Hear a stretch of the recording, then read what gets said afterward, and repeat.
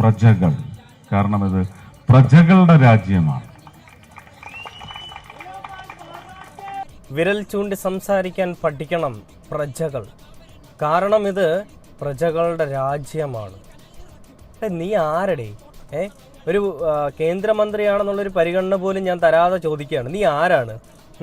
ഇങ്ങനെ ഒരു സംസാര രീതി അല്ലെ ഇങ്ങനെ ഒരു ചിന്താഗതിയൊക്കെ നിന്റെയൊക്കെ മനസ്സിൽ വന്നിരിക്കുന്നത് എവിടെ നിന്നാണ്? ഈ ജാതിയിൽപ്പെട്ട അല്ലെ ഈ സമൂഹത്തിൽപ്പെട്ട എല്ലാ ആളുകളും അടിച്ചമർത്തപ്പെട്ടവരാണെന്ന് നീയൊക്കെ വിചാരിക്കുന്നുണ്ടെങ്കിൽ, നിന്റെയൊക്കെ കാല് കഴുകി വെള്ളം കുടിക്കണമെന്ന് നിന്റെയൊക്കെ മനസ്സിൽ ആ ചിന്താഗതി ഉണ്ടെന്നുണ്ടെങ്കിൽ ആ പരിപാടിയൊക്കെ നിന്റെ യുപിയിലും ബീഹാറിലും ഒക്കെ എടുത്താൽ മതി. ഇങ്ങോട്ടേക്ക് കൊണ്ടും തുപ്പാൻ നോക്കരുതേ. വൃത്തികെട്ട രീതിയാണ്, വൃത്തികെട്ട അപഹാസ്യമായിട്ടുള്ളൊരു കഥാപാത്രമായിക്കൊണ്ടിരിക്കുകയാണ് സുരേഷ് ഗോപി എന്ന് പറയുന്നൊരു വ്യക്തി. നിങ്ങൾ സിനിമയിലായിരുന്നപ്പോൾ, നിങ്ങൾ റിയൽ ലൈഫിലായിരുന്നപ്പോൾ എല്ലാം നിങ്ങൾ ഒരുപാട് ഇഷ്ടപ്പെട്ടൊരു വ്യക്തി തന്നെയാണ് ഞാൻ. നിങ്ങളുടെ ഓരോ പ്രസ്താവനകളും നിങ്ങളുടെ ഓരോ പരിപാടികളും കണ്ടപ്പോൾ നിങ്ങളെ റോൾ മോഡൽ ആക്കണമെന്ന് വരെ വിചാരിച്ച ഒരാളാണ് ഞാൻ. എന്നാൽ ഇയാൾ രാഷ്ട്രീയത്തിലേക്ക് വന്നതിന് ശേഷം ഇയാളുടെ ഉള്ളിലുള്ള ജാതീയ ബോധം, മതബോധം, വർണ്ണ